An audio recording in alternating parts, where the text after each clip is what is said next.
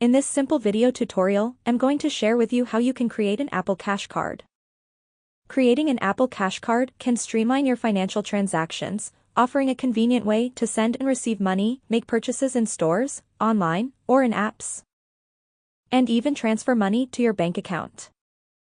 To do this, simply head into your phone settings. On the settings page, scroll down onto the option of Wallets and Apple Pay. On this page, you will see the option of Payment Card. Head into it and tap on Continue to add in your card details.